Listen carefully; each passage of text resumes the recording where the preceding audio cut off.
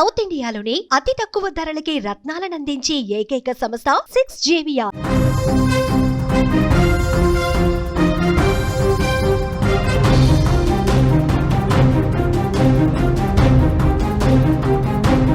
గుడితో పాటు బడిని పవిత్రమైన ప్రదేశంగా భారతదేశంలో భావిస్తారు.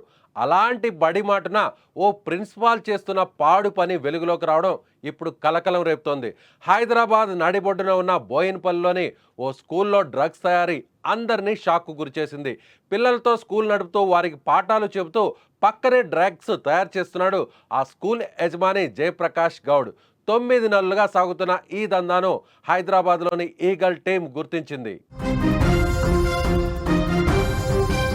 ఈ స్కూల్లో 1వ తరగతి నుండి 10వ తరగతి వరకు తరగతులను నిర్వహిస్తున్నారు. భవనం యొక్క సెల్లార్లో తరగతి గదులు ఉండగా గ్రౌండ్ ఫ్లోర్లో ఒక బ్యాంక్ కూడా ఉంది.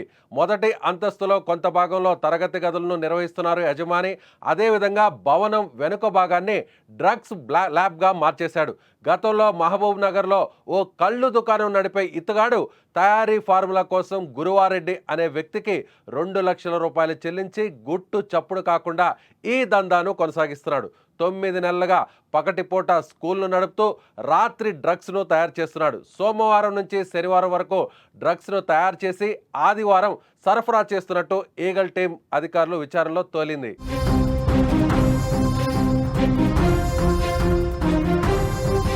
ఈ ముఠా అల్పాజోలం అనే మత్తుమందు పదార్థాన్ని తయారు చేస్తుంది.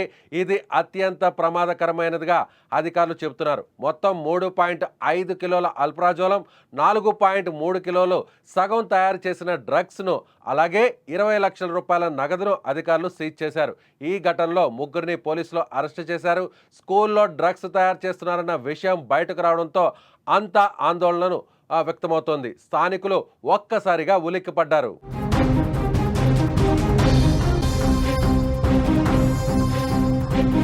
మనమందరం కూడా స్కూల్ను ఒక ఆలయంగా, ఒక గుడితో సమానంగా అందరం కూడా భావిస్తాం.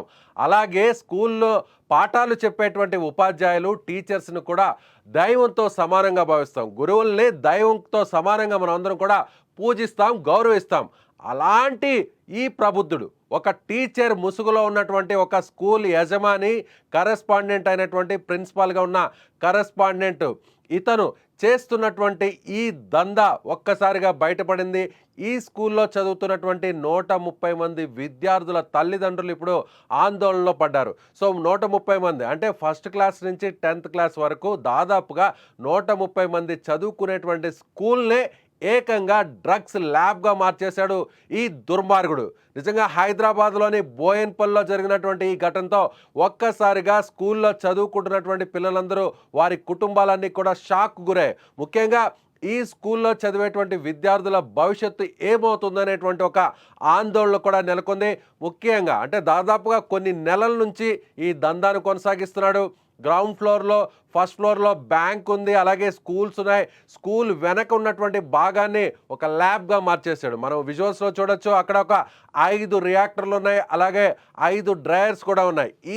వీటి సహకారంతో, వీటి ద్వారా ఇప్పటికే డ్రగ్స్ని ఎలా తయారు చేయాలో అనేటువంటి విషయాన్ని 2 లక్షల రూపాయలు ఇచ్చి మరొక వ్యక్తికి, అంటే డ్రగ్స్ తయారీ విధానం తెలిసినటువంటి వ్యక్తి ద్వారా ఈ ఫార్ములాను కనుక్కున్నటువంటి ఈ వ్యక్తి సో ఇప్పుడు దాదాపుగా 7 కిలోల డ్రగ్స్ను, దాదాపు ఈ డ్రగ్స్ ఎక్కడికి చేరుతోంది ఇప్పుడు పోలీసులు విచారణలో కూడా తేలాల్సినటువంటి అవసరం ఉంది.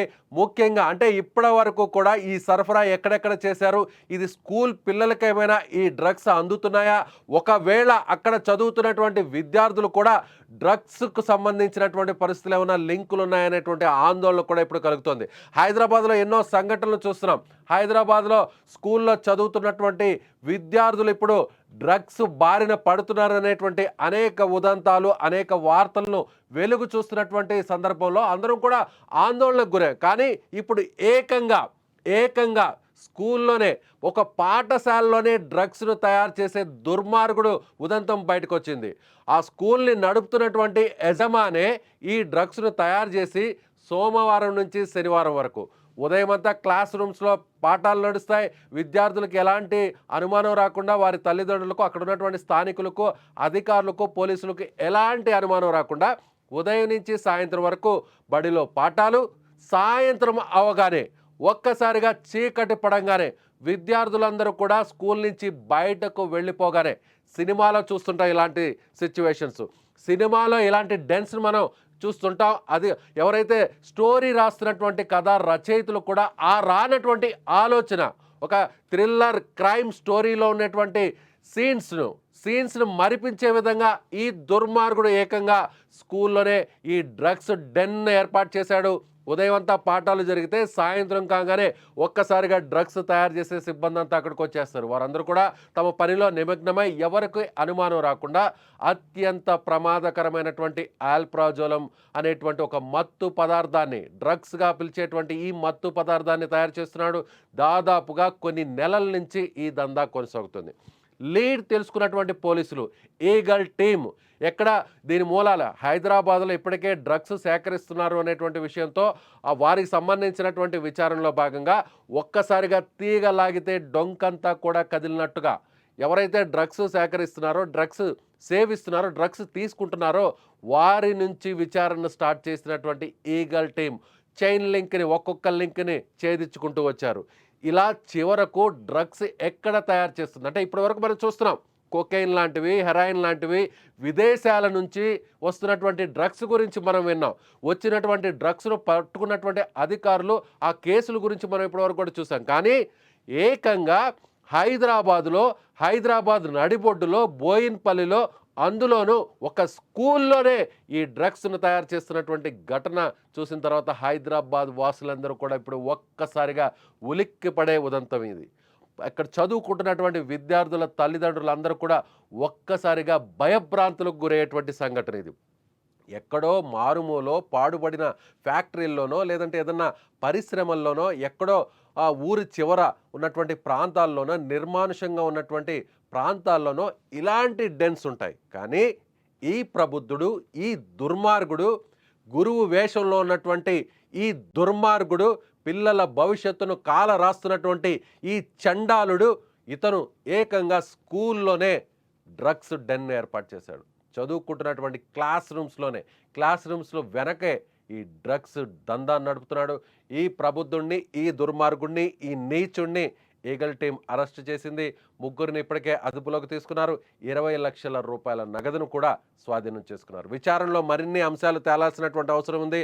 ఏకంగా స్కూల్లోనే డ్రగ్స్ తయారు చేస్తున్నటువంటి ఈ నిర్వాహకుడు, ఈ దుర్మార్గుడు ఈ డ్రగ్స్ని ఇప్పటివరకు ఎవరెవరికి అమ్మాడు, అది స్కూల్ పిల్లల చేతిలోకి కూడా వెళ్ళిందా, అక్కడ చదువుతున్నటువంటి స్కూల్ పిల్లలు కూడా వీటి బారిన పడ్డారా, వీటన్నిటి మీద సమగ్రమైనటువంటి విచారణ జరగాలి. సో మీరేమనుకుంటున్నారు? హైదరాబాద్ వాసులు, అలాగే స్కూల్ పిల్లల తల్లిదండ్రులు, విద్యార్థులందరూ కూడా ఉలిక్కి పడే ఈ సంఘటన గురించి, ఈ దుర్మార్గుడి గురించి మీరేమనుకుంటున్నారో మీ అభిప్రాయాన్ని కామెంట్ బాక్స్లో తెలియచేయండి. చూస్తూనే ఉండండి ఇలాంటి breaking news and more updates కోసం Suman TV digital live, Suman TV live.